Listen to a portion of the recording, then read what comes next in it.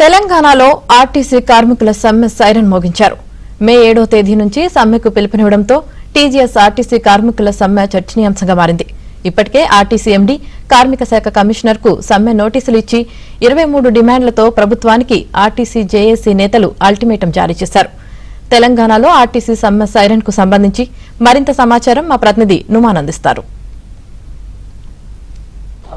RTC కార్మికులు సమ్మె date ను ఫిక్స్ చేశారు. మే 7వ తేదీ నుంచి సమ్మెకు వెళ్తున్నట్లు ఇప్పటికే ఆర్టీసీ జేఏసీ నేతలు ప్రకటించినటువంటి పరిస్థితి.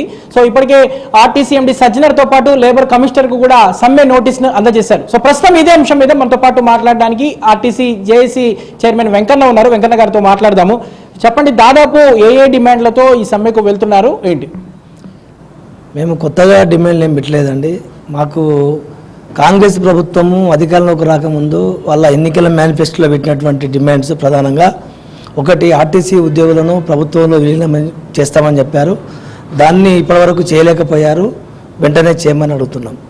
తర్వాత 2017, 2021 వేతన సవరణ ఒకేసారి చేస్తామన్నారు. 2017 వేతన సవరణ నామమాత్రంగా 21% చేసి చేతులు దులుపుకున్నారు. తర్వాత దానికి సంబంధించినటువంటి అలవెన్సులు కావచ్చు, ఏరియల్స్ కావచ్చు, ఇప్పటివరకు వాటిని ఇవ్వకుండా అట్లనే పక్కబెట్టారు. వాటిని కూడా పూర్తి స్థాయిలో అమలు చేయమని చెప్పేసి అడుగుతున్నాం.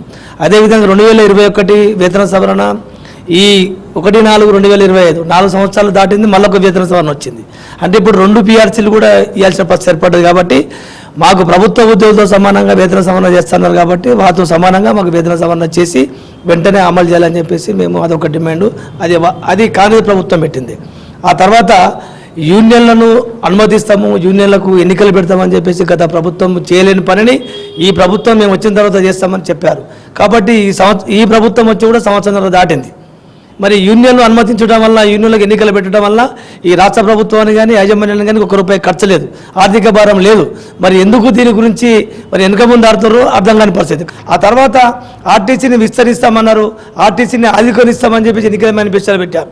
కానీ ఆర్టీసీ విస్తరించడం అనేది మాట దేవుడెరుగు. కానీ ఇలా ఆర్టీసీని కుదించేసి అసలు ఆర్టీసీ ఉనికి లేకుండా చేసే ప్రయత్నమే ఈ ప్రభుత్వం చేస్తూ ఇవాళ ఎవరో ముక్కుముఖం తెలవండి జేబీఎస్ ఒలక్టాస్ సంస్థలనే ఒక కాలుష్య నివారణ పేరుతో ప్రైవేటు ఎలక్ట్రిక్ బస్సులను వందల వేలాదిగా మరి ఒప్పందం చేసుకొని మరి బలవంతంగా ఈ ఆర్టీసీలో పెట్టడం వల్ల ఇప్పుడు డిపోలు మొత్తం వాళ్ళకి దారదత్తం చేయడం వలన డిపోలో పనిచేసే కార్మికులు ఒక్కొక్కరు చెట్టుకొకరు పుట్టుకొకరు ఎక్కడికో దిక్కులేని పక్షులేక వెళ్ళిపోవాల్సిన పరిస్థితి ఏర్పడ్డాయి. వెంకట గారు, ఒక చెప్పండి, అంటే గతంలోనే మీరు నోటీసులు ఇచ్చారు. సో మరోసారి నిన్న కూడా నోటీస్ ఇచ్చేటువంటి పరిస్థితి. గతంలో చర్చలకు పిలిచినా కూడా లేబర్ కమిషనర్ కార్యాలయానికి రాలేదు. సో ఇప్పుడేమైనా మరి పిలిస్తే వచ్చేటటువంటి అవకాశాలు ఉన్నాయా? మరి ఆర్టీసీ యాజమాన్యం నుంచి ఏమైనా స్పందన కనిపిస్తుందా మీకు? ఇప్పటి వరకైతే మేము వారి చర్చల కోసం మేము ఎదురు చూస్తున్నాము. ఇలా రాష్ట్ర ప్రభుత్వం నుంచి కానీ యాజమాన్యం నుంచి కానీ ఇంతవరకు ఎలాంటి స్పందన లేదు. మరి లేబర్ కమిషనర్ కూడా కన్సల్టేషన్ మీటింగ్ కూడా పెట్టడానికి కూడా వెనక ముందు ఆడుతుందంటే ఈ ముగ్గురు కూడా కలుపుకొని మరి మా ఆర్టీసీ కార్మికుల సమస్యలు పరిష్కరించడానికి మరి వీళ్ళు సుముఖంగా లేరనేది మాత్రమే అర్థమవుతున్నది. చెప్పండి, సమ్మె డేట్ ని ప్రకటించారు. ఒకవేళ సమ్మెకు వెళ్తే మాత్రం చాలా మంది ప్రయాణికులు అంత ఇబ్బందులు పడేటటువంటి అవకాశం ఉంటుంది. సో ప్రభుత్వానికి కూడా ఏం చెప్పదలుచుకున్నారు? ఈ సమ్మెను నివారించాల్సిన బాధ్యత ప్రభుత్వానికి. ప్రభుత్వం తప్పకుండా చర్యలు తీసుకుంటే సమ్మె నివారణ చేయొచ్చు. సమ్మె చేయాలనే ఉత్సాహం ఎవరికి లేదండి. కేవలం కార్మికుల సమస్యల పరిష్కారం కోసం మాత్రమే ఈ సమ్మె, ఈ సంస్థను కాపాడుకోవడం కోసం ఈ సమ్మె. సో ఈ చర్యలు ప్రభుత్వం తీసుకుంటే ఆటోమేటిక్గా సమ్మె ఆగిపోతుంది. మే 7వ తారీఖు మొదటి డ్యూటీ నుండి సమ్మె తప్పకుండా స్టార్ట్ అవుతుంది. ఇన్ కేస్ ప్రభుత్వం దీని మీద ఎటువంటి చర్యలు తీసుకోకుండా ముందుకు రాకుండా ఉంటే. దీన్ని పెద్ద ఇష్యూ చేస్తున్నారు ఇటు ప్రభుత్వం అటు యాజమాన్యం.